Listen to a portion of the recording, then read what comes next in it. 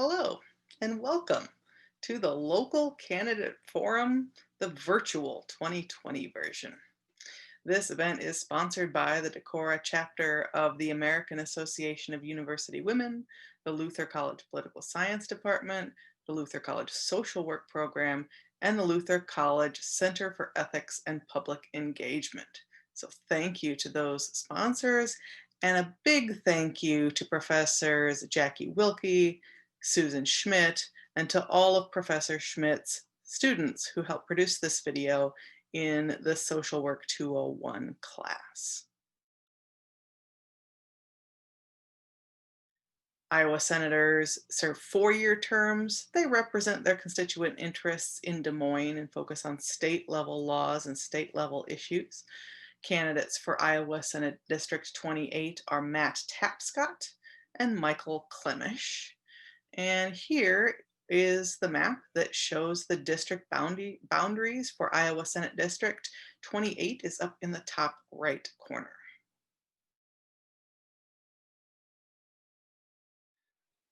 My name is Matt Tapscott, and let me introduce myself by telling you that I'm a husband. I'm married to Denise. I'm the father of 3 amazing young adult children, 18, 19, and 30. I am a man of faith. We are active in our faith community. I'm a Marine Corps veteran. I served 3 years in the United States Marine Corps and earned the rank of sergeant. And for a lot of people, that may not mean very much.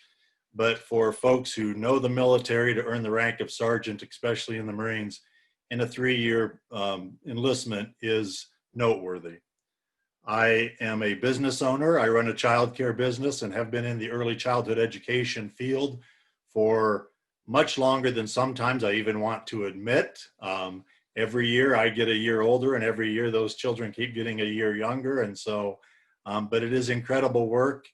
And I truly do believe we're caring for Iowa's future. So it's work I fell in love with and I've been committed to for a long time. But I own a sole proprietor business, a family childcare business. I'm also the president of the State Family Childcare Association here in Iowa, and I serve on the National Family Childcare Association Board of Directors. I served on Governor Tom Vilsack's task force for childcare and early education back when Tom Vilsack was the governor of Iowa in his administration. I've been passionately active in childcare and early education in the state of Iowa and across the country throughout my 30-plus year career in early education. I'm a volunteer in the community otherwise too. I serve on several community boards in the area, and I like to hike. I like to fish. We moved to Northeast Iowa 11 years ago to do those things because we think there's lots of beautiful places in Iowa, but Northeast Iowa has a plethora of great places. And the reason I'm introducing myself like that is because if I say I'm Matt Tapscott, Democratic candidate for the Iowa State Senate, a lot of people quit listening because they make their decision by D or R or I, and they don't look at all of the other pieces of who we all are, and that's important. So I introduce myself, yes, I'm a Democratic candidate for the Iowa State Senate, but that's not all but who I am and all that I do. Well, my name is Mike Klemisch. I was born and raised in Spillville, Iowa, about 12 miles south of Decorah. I still live there today with my wife, Kate, and we have one son, Benjamin.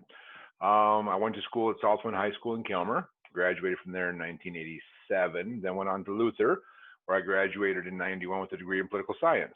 I met my wife at Luther. She graduated in 92 with a degree in biology and psychology, double major. And our son Benjamin just graduated from Luther last year with a degree in international business. And he also took extensive Mandarin studies while he was there. So lived in Spillville my whole life. I managed Graphics Incorporated in Kelmer, Iowa, which is a printing facility. Actually, we print Luther College chips at this plant. I am the mayor of Spillville. I've been mayor in Spillville off and on for 20 years now. And I've held my current job at Graphics for 22 years now, managing this business. What are the most pressing pandemic health-related issues, and what will you do about them? So as mayor of Stouffville, I get to sit on the Emergency Management Commission. I'm an EMA board member in Wenatchee County. And so we were involved from the start with the COVID pandemic and the crisis. And when we were first made aware of how rapidly it spreads and how it can has a greater propensity to adversely affect the elderly. In Stouffville, the town I live in, we actually put a program in place where we started a voluntary sign up, and we allowed our elderly residents who were at high risk to sign up for the program. For 9 weeks during that program, we delivered food, mail, essential services, and supplies to their home in a sanitized tub. We took our community room at the library, we sanitized the complete thing. We coordinated with local food banks and then Community Agency on Aging, which assisted with us with the program. And so I had some volunteers. There were some high school teachers that were laid off because of COVID. So they helped to pack food items, pick up the folks' mail, get their prescriptions. We would do Walmart runs for them. And then we allowed them to shelter in place during the early stages. We ran that program for 9 weeks.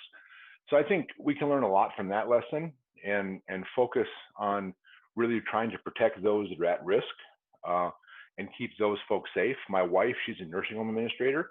So she's been working on the front line since day one, trying to keep her residents and her staff COVID-free. And I'm happy to say her facility is COVID-free at the time. And it's kind of that approach that the government took when it came to nursing facilities. They locked them down, sheltered them in place, and still tried to protect them from the spread because we know that they're at higher risk.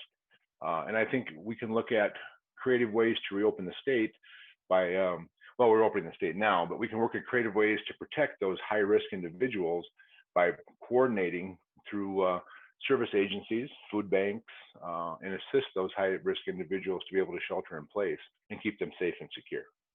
The biggest issue is transparency in government. We never had to be here. It would have been okay back in February and March had Donald Trump said, this is a hoax, but then corrected himself and said, I was wrong. We're going to follow public health. We're going to follow science, and we're going to be transparent with the people of this country. But we didn't do that.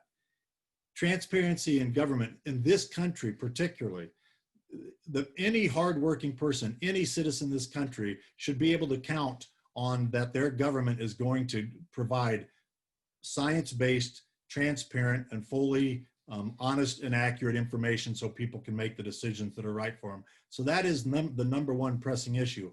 Of course, there are ongoing issues related to that we've identified, throughout this pandemic. We've looked at a number of systems: elder care, child care, health care, for goodness sakes. We looked at a lot of systems that we've recognized that were vulnerable prior to COVID-19, but since COVID have literally totally pulled, the mask back and identified just how vulnerable those programs really are. But unless government is willing to be transparent to begin with, then we are in a world of hurt everywhere we turn. We deserve better than that. And we, as a nation, as this nation particularly, we should be modeling what true transparency in government is. I believe that's the number one health issue related to the pandemic. What are the most pressing economic security issues, and what specific action will you take to address them? The number one security issue when it comes to economics is economic dignity. I'm just amazed and appalled at how we have normalized the abnormal. Working families who work 2 or 3 jobs to make ends meet. I met a mom in, and I'm going to be careful about too much identifying. We're a rural community, and in these small towns, you can figure out who's who pretty quickly. So I'm going to generalize this by saying, I met a mother of 6 working Saturday morning, working her second job while her 6 children were home because in order to make ends meet. Later in that day, I met a health worker in another community who has 4 part-time jobs to make ends meet. I keep hearing this story over and over and over again.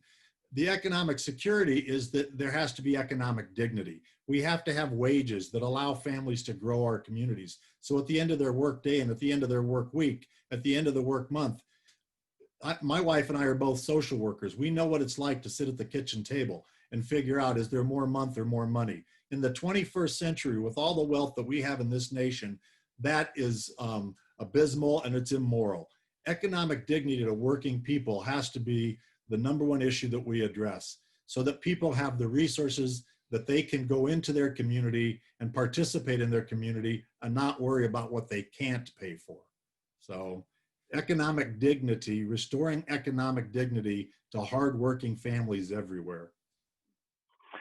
Well, I think COVID has exposed, well, it's caused several economic security issues. So in my business, particularly where I print newspapers, pre-COVID, we were printing about 32 newspapers a week at my facility. I printed 7 of those papers from Minnesota, from southern Minnesota. And the Minnesota lockdown went into place before Iowa's did, and it was much more strict and severe. So as a result of that, I've lost a considerable amount of business due to COVID. And I understand that long-term economic recovery is the key to bring us out of the COVID crisis. Pre-COVID, Iowa's unemployment rate was less than 3%. It spiked at over 12% during the COVID crisis. We're now back down to around 7 or 8%, but we still don't have the businesses firing on all 8 cylinders. I mean, there's still businesses that are closed, limited exposure. We have seating restrictions. So I think it kind of works hand in hand, finding a way to function with the virus as a new normal and allow those businesses to reopen. And I think also what COVID did for us is it showed us how fragile our food chain was. When the large Tyson plants received notice that they had large COVID outbreaks, they throttled back their production facility, which of course affected the national food chain because Iowa is a huge food producer. So I think in the Senate, I would like to look at initiatives where we could maybe focus on more locally grown and go from farm to table at a local level, give our producers the ability to have processing plants in a local area, whether they be created via co-ops or some sort of an incentivized plan where that farmer could then bring their animals to be processed, and folks like me or you could go there and buy it directly from them.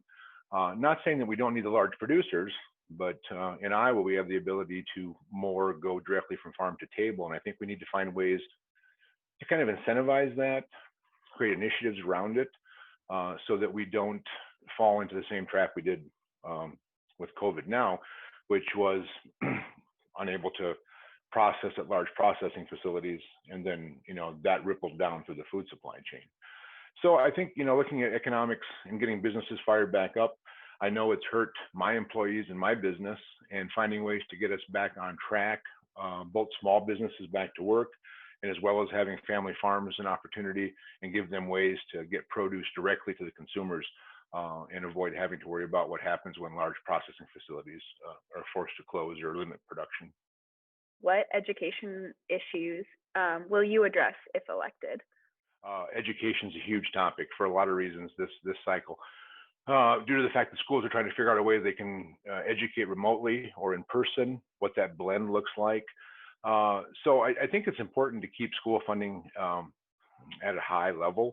I think if you look back at the history of Iowa, our party gets a kind of a bad reputation for underfunding education, but in all reality, the last time that Iowa education was grossly underfunded was in 2009, 2010, when the leadership at that time had overspent and underbudgeted, and they were forced to make cutbacks to education funding.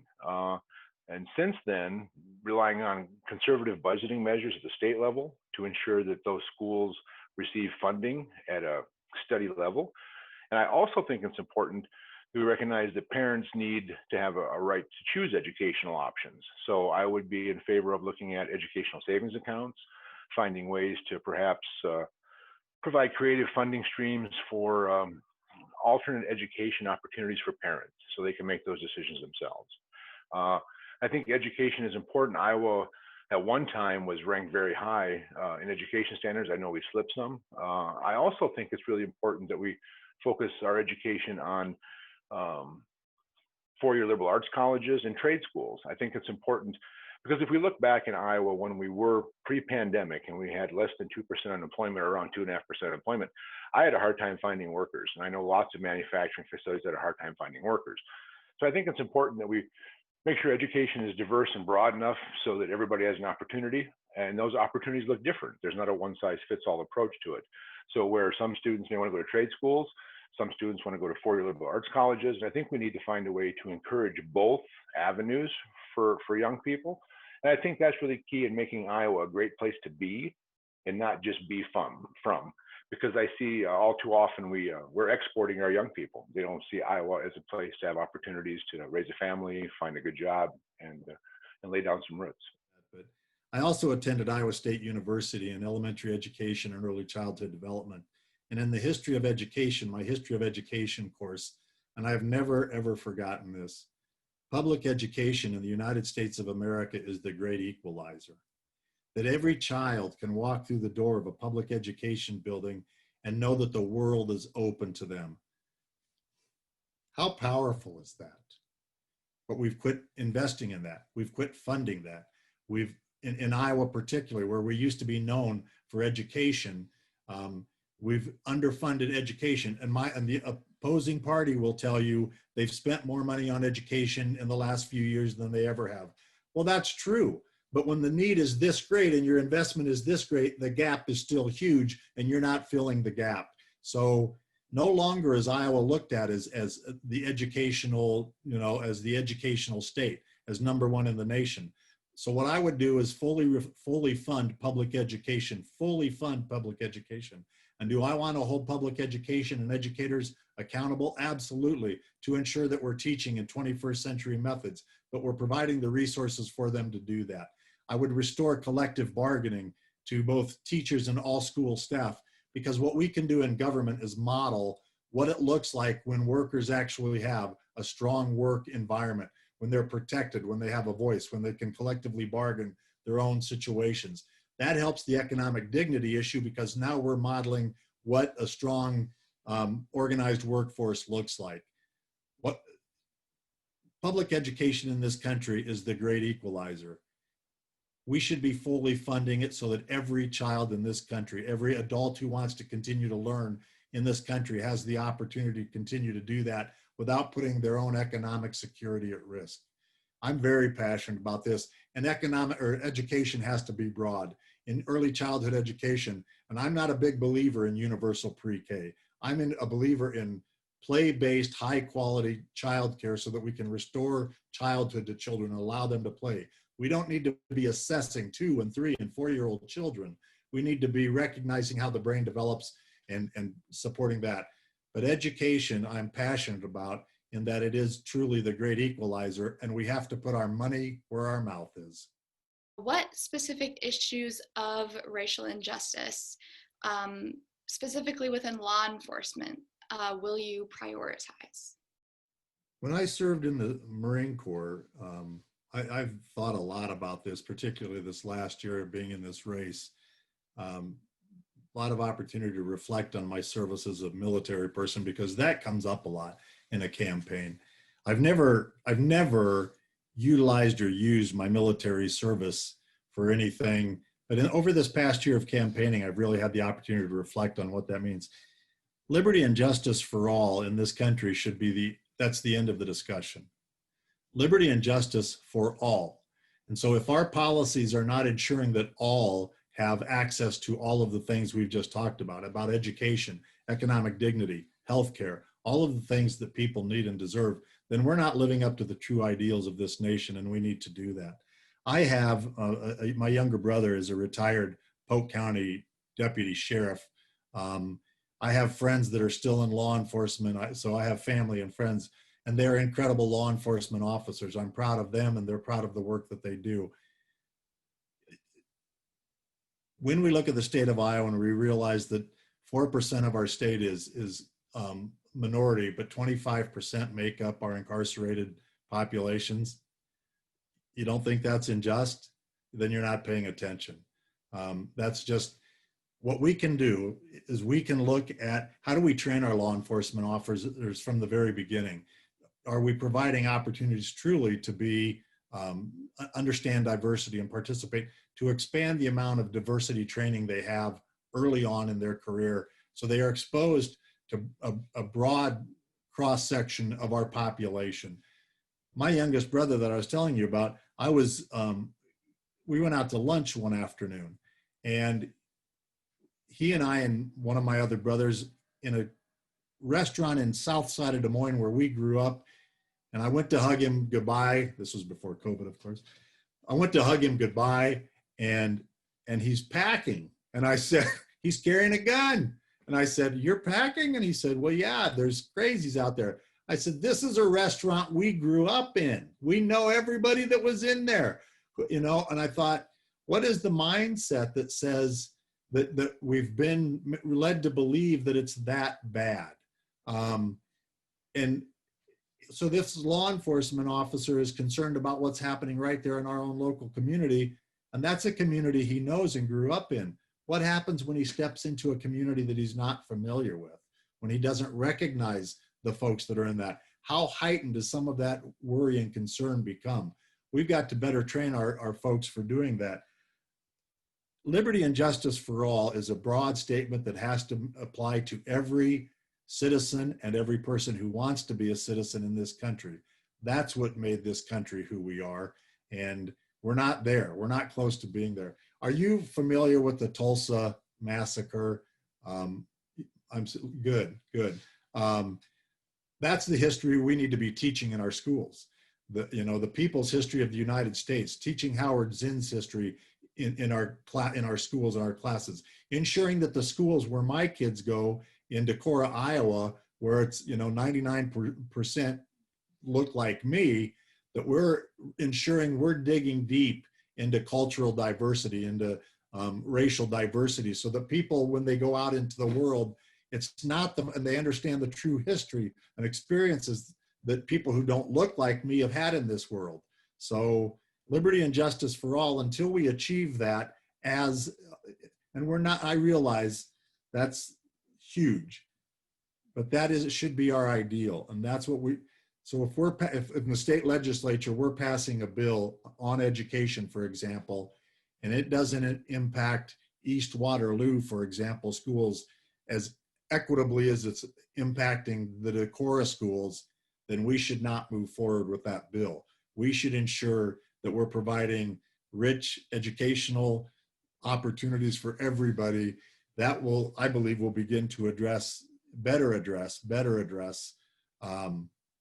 the disparity and the racial injustice. Bottom line, it's always been true. You fear what and you fear who you do not know. And we have to do a better job of connecting people with people from around the world, not only from around the world, but in Ames, Iowa, in Des Moines, Iowa, in Waterloo, Iowa, in Davenport, Iowa, in all kinds of places, in Postville, Iowa, that we have opportunities to connect people with people who are present and local, and say we all have more in common than what separates us. And liberty and justice for all does mean liberty and justice for all. And in the United States of America, that's what we should be modeling. I think before I can give you an honest answer to that question, I need to be able to, as a senator, listen to all the conversations. I think it's important to sit down with everybody and have a conversation about those issues. I think at that point in time, once we have a conversation about it, we're able to identify areas where we need to improve. And then I think once we identify those areas where we can improve, I think then it puts us on a path to coming up with solutions to those problems so we can improve them long term. So to answer that question is really kind of tough, to be honest with you, until we can sit down and, like I said, actually have those conversations and figure out where Iowa needs to go as a state, what we can do to improve Iowa as a whole. I think then we'll be able to come up with solutions to those issues. Why are you the right person for this job? Because I believe in the role that government can and must play in a thriving representative democracy. For years, we've been told, and this is the message of our campaign for the past year. For years, we've been told that government is the problem, that we need less government, smaller government. Well, that's working really well for the very few well-placed and empowered people who are controlling our government at this time. But it is not working for that mother of six. It's not working for those people of color. It's not working for farmers who are caught between, there are a lot of people that it's not working for. I think about this, in the United States of America, to have a bad taste of government in your mouth, goodness gracious, to have a bad taste about politics in your mouth in the United States of America. That's disheartening. We should all be frightened by that.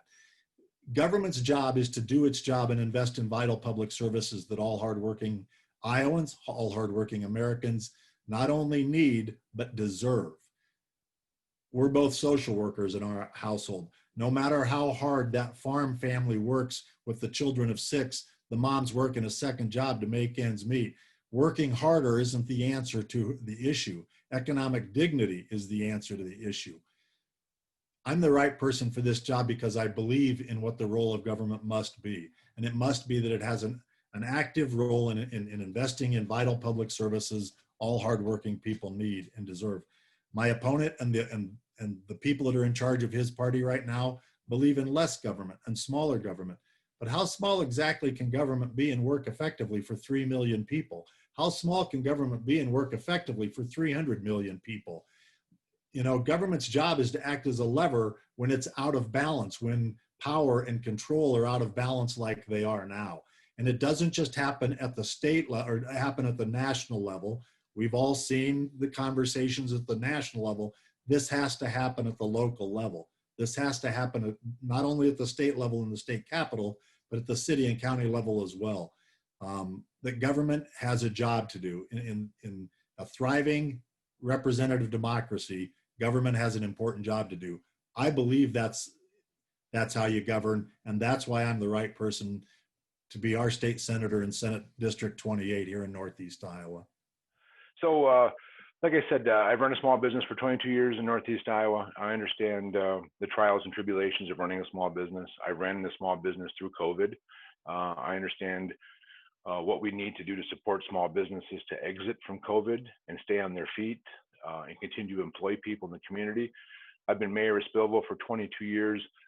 That job has allowed me to sit on numerous county and regional boards, from emergency management to Upper Portland Regional Planning Commission to Community Foundation of Wenatchee County to Wenatchee County Tourism, Wenatchee County Development.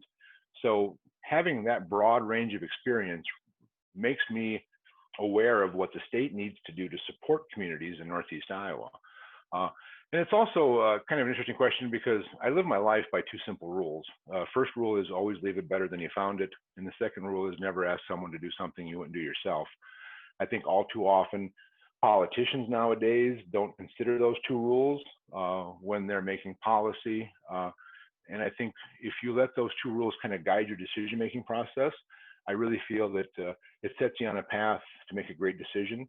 And then you will work every day to leave it better than you found it. And that's what I intend to do. And I've done that my whole life in Northeast Iowa.